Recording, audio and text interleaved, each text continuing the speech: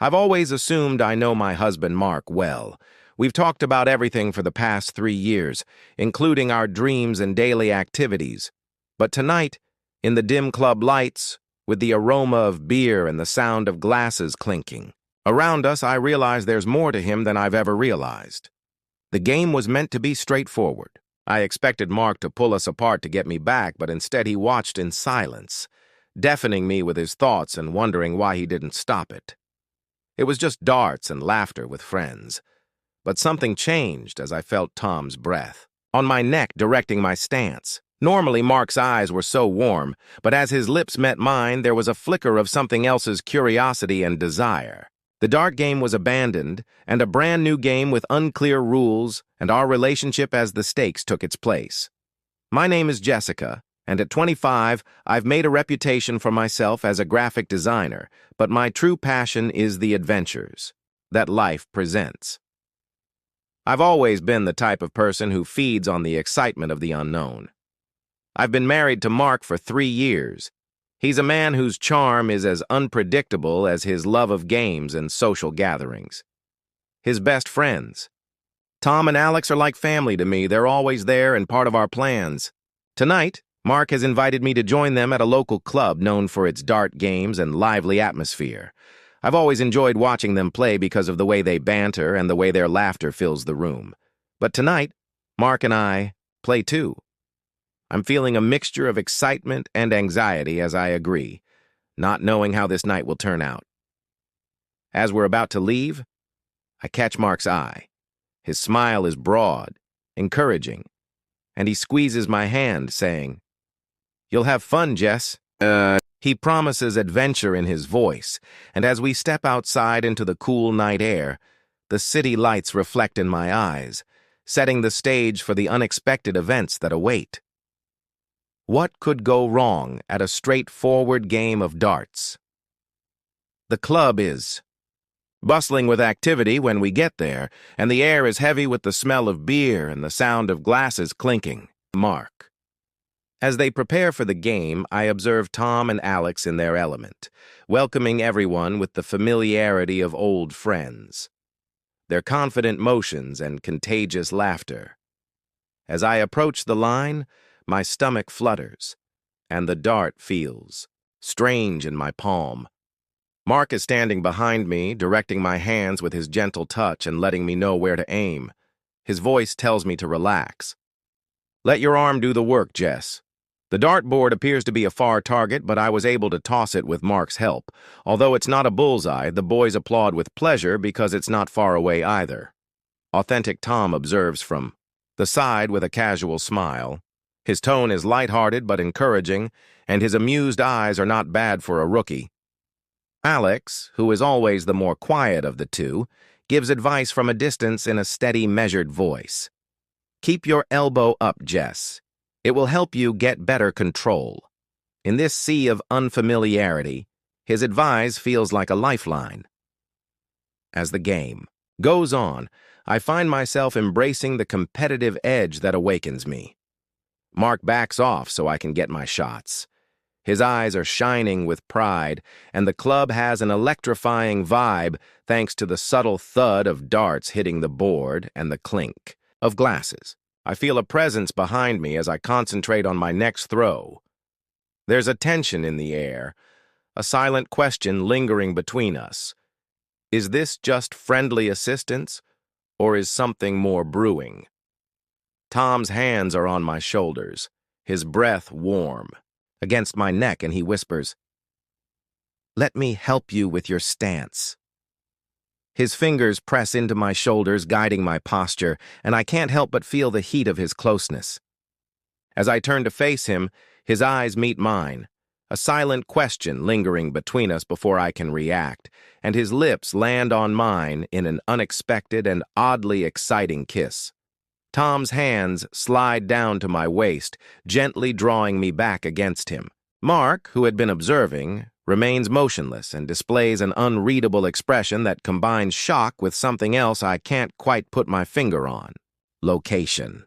I move away from Tom, my heart pounding in my head, and Alex turns away, his uneasiness showing in his stance as the sounds of the club appear to vanish. A tornado of bewilderment and excitement. Mark's silence is deafening. I expected him to be angry, but instead I feel a flicker of interest. What is Mark thinking, and why isn't he stopping? The kiss was short, but the implications weighed heavily with questions and unsaid wishes. Mark eventually breaks his quiet as I take a step back, my hand reflexively going to my lips while still stinging from the contact. Tom's eyes never leave, mine waiting for a response or permission for something I'm not sure I can give. His tone was low, nearly whispery. "Are you all right, Jess?" His worry appears sincere, yet there's a hint of inquiry that verges on anything more. I nod, feeling the weight of both men's attention and unable to speak. Alex continues to look away, his uneasiness evident, and he clears his throat in an attempt to diffuse the tension. Perhaps we should stop playing the game. He says his voice is strained, but nobody moves. The sound of the club tends to remind us of our location, but it feels like we're alone in our own bubble right now. Sensing the shift, Tom backs off to give me room. "I apologize, Jess. I simply got carried away. It wasn't my intention." Even though he apologizes sincerely, the excitement of the moment still fills my chest. Mark approaches, his hand outstretched, and the tension in the air is evident. I take a step back from Tom, my eyes fixed on Mark's, and he takes a step forward, his gaze intense.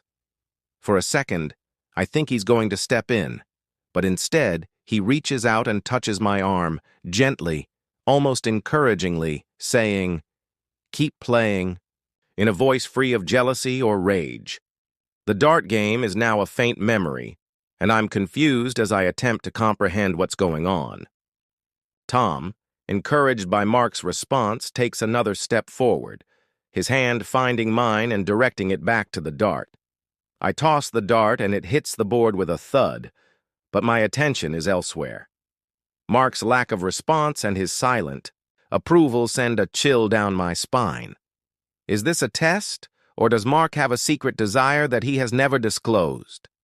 The club's lively conversation feels like a distant echo, and Mark's eyes are on me, but they aren't the man I married's eyes. There's a curiosity and probing that makes me feel like I'm being watched closely. Although Tom is warm and his touch lingers, Mark's silence says more than words can.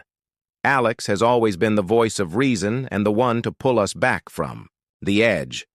But today he's silent, his usual calm advise replaced by a tense stillness. I gaze at him, still averting his eyes, his discomfort nearly palpable. Tom whispers in my ear while leaning in his voice, "Jess, I didn't want to go too far, but if you want this or more, I'm available."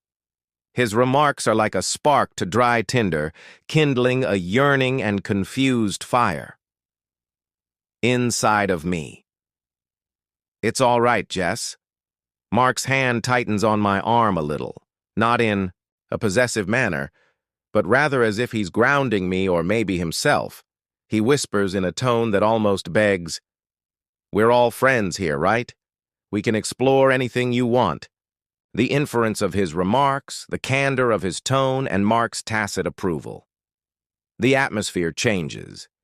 The intimacy of Tom's touch increases. He gives a deeper kiss. I find myself reacting.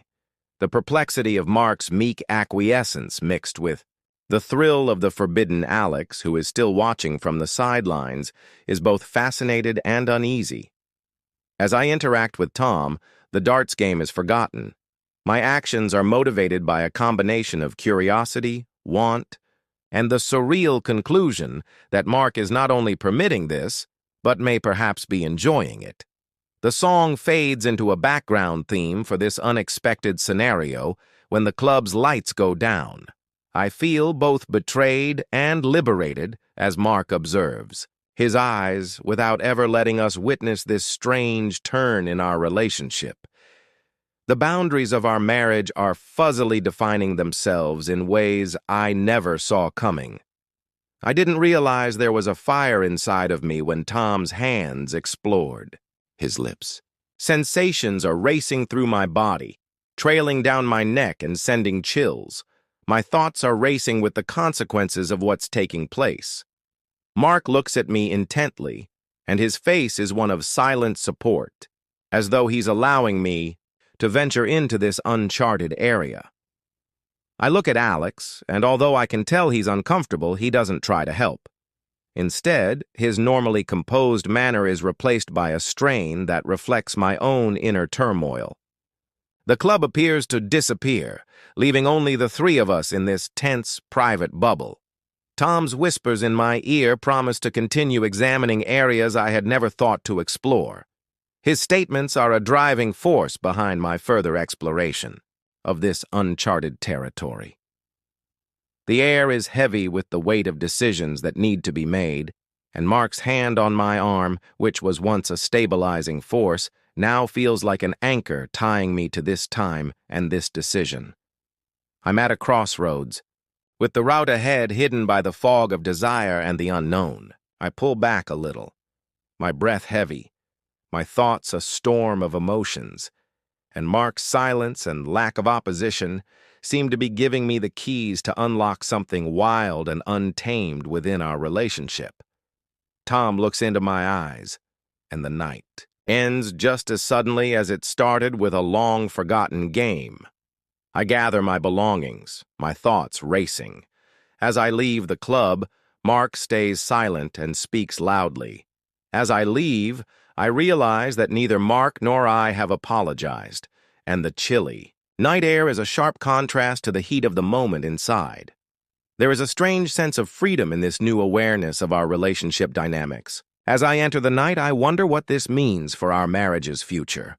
Will it be the start of something new, or the end of what we once had? Mark's enjoyment of the scene and his silent consent have opened a door to a part of him I never knew existed. I'm left with questions and a new perspective on love, trust, and the boundaries we set. As I travel through my thoughts, the city lights blur, a complicated mess, the kiss with Tom, Mark's reaction. It's all so unexpected that I feel like I've entered a new reality where our relationship's rules are being rewritten. The coldness of doubt that envelops my heart is far worse than the frigid air that prickles my cheeks. I mentally reenact the scene. The eyes of Mark. His hand was his lack of interruption, an indication of interest, a secret want, or a test to see how much I would bend or how far I would go. I arrived to our apartment. Inside the deafening solitude, the familiar door feels like a passage to another life. I settle on the couch, the silky fabric beneath my fingers a sharp contrast to the roughness of the evening's events. But Mark isn't here yet, or perhaps he's delaying coming home. My phone buzzes with a message from Mark asking whether I'm okay. It's brief but full of unanswered questions. When Mark finally arrives, he fills the room with an electric charge and sits next to me, not too close, but close enough for me to feel his presence. I type back, so I think we need to talk. The minutes pass by one, stretching into what seems like hours. If you like this story, please remember to subscribe, like, and comment so we can make more interesting stories for you.